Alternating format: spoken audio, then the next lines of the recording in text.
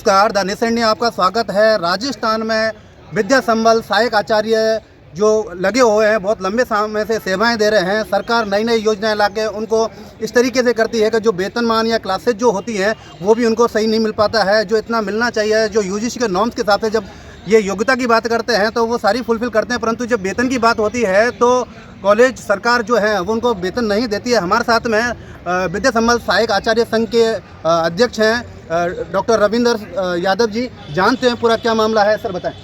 Sir 2021 से राज्य सरकार ने लगभग वर्तमान तक 374 राजशेष के कॉलेजेस खोले हैं और जो पुराने नोडल कॉलेजेस थे उनमें भी राजशेष के पद सृजित किए हैं। कोई नया संकाय खोला है तो वो भी राजशेष के तहत खोला गया है और स्नातकोत्तर कोई नया खुला है तो वो भी राजशेष के तहत खोला गया है।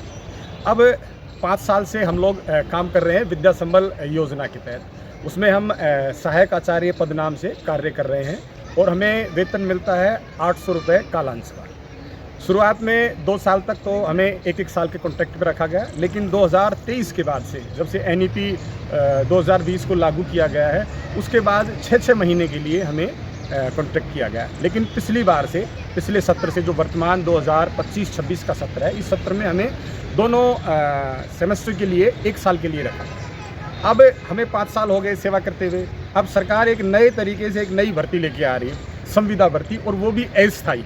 संविदा भी स्थायी नहीं है, मात्र 5 साल अस्थायी भर्ती लेके आ रही है। हमारा विरोध ये है कि भाई आप ये अस्थायी भर्ती क्यों ला रहे हैं? पहली बात तो संविदा भर्ती ला रहे हैं, 5 साल तो हमें ही काम करते हो गए, अब 5 साल बाद हमें आप हटा रहे हैं। हमें हटा के 5 साल की अस्थायी संविदा भर्ती कर रहे हैं और 5 साल के बाद जब वो सरकार कोई दूसरी आएगी या भविष्य में 5 साल बाद कौन रहेगा कौन नहीं रहेगा, उनको फिर हटा दिया जाएगा कि भाई हमें तो 5 साल के लिए संविदा भर्ती की थी, अब आप बाहर हो गए।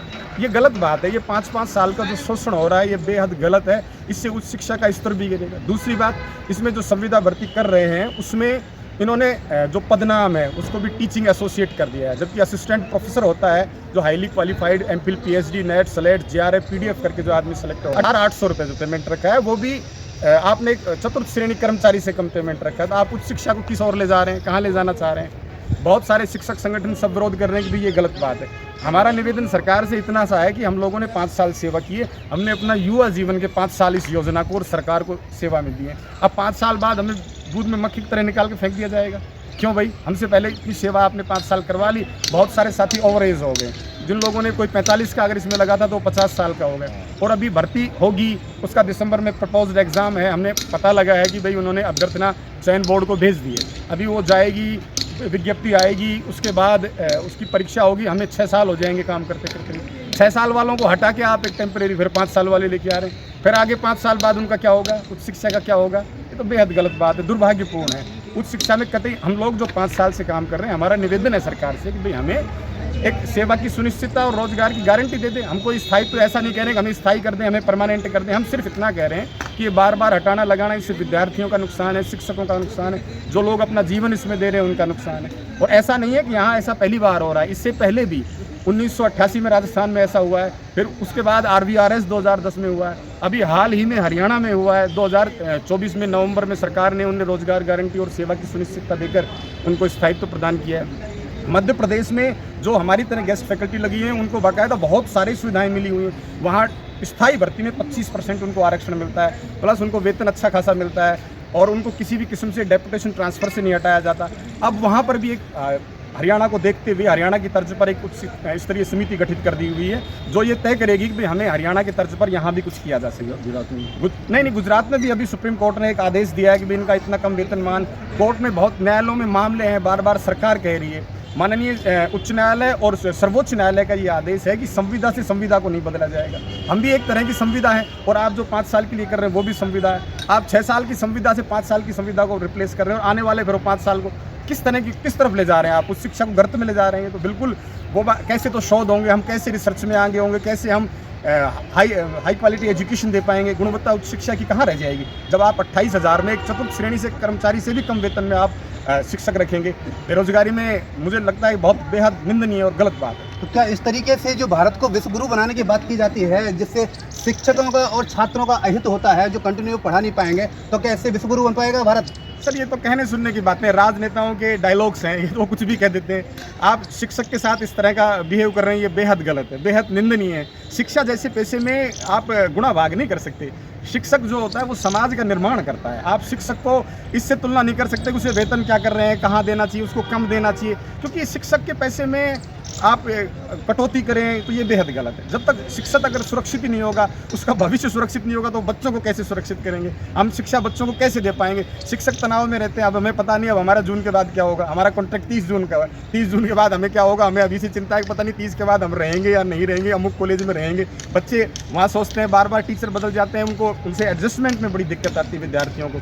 अगर 5 अभी हमें 30 जून के बाद क्या होगा हमें मालूम ही नहीं है क्या होने वाला है। ये कोई तरीका थोड़ी होगा आपको बार बार बदलने का, बार बार इस तरीके से करने। हरियाणा का और मध्य प्रदेश का उदाहरण है, वहाँ भी भाजपा शासित सरकारें हैं, वहाँ उदाहरण है, उसमें ऐसा कुछ भी नहीं है, कोई अतिरिक्त वित्तीय भार नहीं पड़ रहा। हम चाह रहे हैं कि हमें मासिक वेतन दे दें आप, जो सरकार तय करे। पहले 45 था, 45 से 40 पे ले आए, 40 से अब आप 28 पे ला रहे हो, ये तो बेहद दुर्भाग्य। हमारे साथ में महिला टीचर भी हैं, क्या कहेंगे मैडम, आप भी यहाँ पर आए हैं? मैं सर की बातों से पूरी तरह से सहमत हूँ कि हमारा जो वेतनमान है जो 28,000 है, ये वास्तव में चतुर्थ श्रेणी कर्मचारी का ही वेतनमान है। तो हमारा वेतन भी बढ़ाया जाए और हमें एक समायोजन और सुनिश्चितता की गारंटी प्रदान की जाए, यही मैं निवेदन करती हूँ। सर इसमें उच्च श्रेणी के जो शिक्षक जो हैं, शिक्षित हैं, नेट पीएचडी सब कुछ हैं, उसके बावजूद भी सरकार नए लाके क्या साबित करना चाहती है?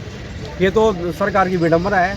हम इतने उच्च क्वालिटी की या बहुत उच्च शिक्षित होते हुए भी हमें सरकार हम पे ध्यान नहीं दे रही है, ये तो बहुत ही गलत बात है। और हम 5 साल से जुड़े हुए इस योजना के साथ में, लेकिन सरकार बिल्कुल ध्यान नहीं दे रही है। जैसे भाई रविंद्र ने कहा, मैम ने कहा, बिल्कुल मैं उनकी बातों से 100% सहमत हूँ, क्योंकि सरकार को हमारी तरफ भी ध्यान देना चाहिए, हमारे भविष्य की तरफ भी ध्यान देना चाहिए।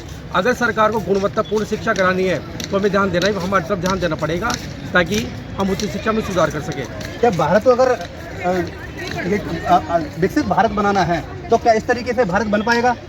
सर इस तरीके से शिक्षकों के साथ इस तरह से अपमानित व्यवहार किया जाना मैं समझता हूँ उचित नहीं है। आपको ये बात ध्यान रखनी होगी कि समाज को दशा और दिशा तय एक शिक्षक करता है, और आप शिक्षक को अपमानित करेंगे इस तरीके से 2-2 साल, 3-3 साल, 1 साल, 6 महीने, 5 साल, और उसको वेतन भी एक प्राचीन हमारी सनातन परंपरा आप देख लीजिए। शिक्षकों के लिए तो राजे महाराजाओं ने बड़े बड़े दान, बहुत सारे आप देखते हैं ज़मीनें दान में दिए। भाई शिक्षक जब सुरक्षित रहेगा तभी तो वो समाज वो तनाव मुक्त रहेगा। अब शिक्षक तनाव मुक्ति नहीं है, हमारा पूरा प्रदेश में आंदोलन चल रहा है, और अगर ये संविदा भर्ती आती है तो हम डटकर सरकार से लड़ेंगे। आज भी हम आमेर उपखंड अधिकारी को ज्ञापन देने के लिए आए हैं। इस तरह का अभियान पूरे प्रदेश में चल रहा है, अखबारों में खबरें आ रही हैं, प्रिंट मीडिया में, इलेक्ट्रॉनिक मीडिया में, कि ये बेहद गलत है, और भी संगठन विरोध कर रहे हैं इसका कि भाई इस तरीके से नहीं होना चाहिए। आप शिक्षक की गरिमा इस तरीके से नहीं गिरा सकते। हमारे साथ और भी शिक्षक हैं, क्या कहेंगे सर, आप भी यहाँ आए साथ में? बहुत कुछ कह चुके डॉक्टर साहब। मेरे हिसाब से गवर्नमेंट की तवज्जो न शिक्षा पर है न शिक्षा पर है। उच्च शिक्षा से कोई मतलब नहीं है। ये लोग कम पढ़े लिखे होते हैं, तो चाहते हैं कि हम निश्चित हो जाएंगे। जो शिक्षा का बजट है वो भी केंद्र सरकार के द्वारा अभी कम कर दिया गया है, क्या कहेंगे?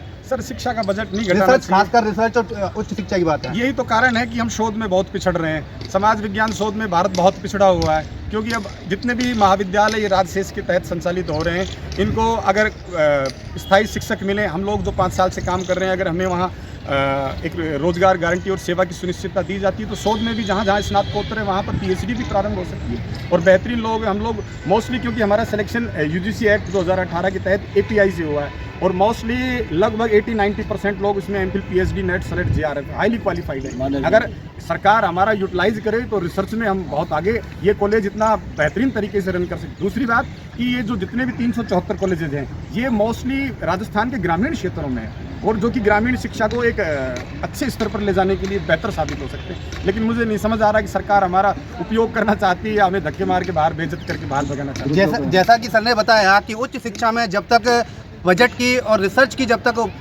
महत्व नहीं दिया जाएगा तब तक भारत एक विकसित भारत नहीं बन पाएगा। और शिक्षा में छात्रों को और शिक्षकों को जब तक एक अच्छा माहौल नहीं बनेगा वो बच्चे अच्छी तरीके से नहीं पढ़ पाएंगे। जैसा सर ने बताया कि बच्चे नए टीचर के साथ में एडजस्टमेंट नहीं कर पाते हैं, इसलिए उनकी जो निश्चित एक अवधि है, निश्चित जो उनका वेतन है वो किया जाना चाहिए, और सरकार इन शिक्षकों और छात्रों के हित में सोच के डिसीजन ले। हमारे साथ बने रहे द नेशन इंडिया से मैं डॉक्टर अजीत सिंह।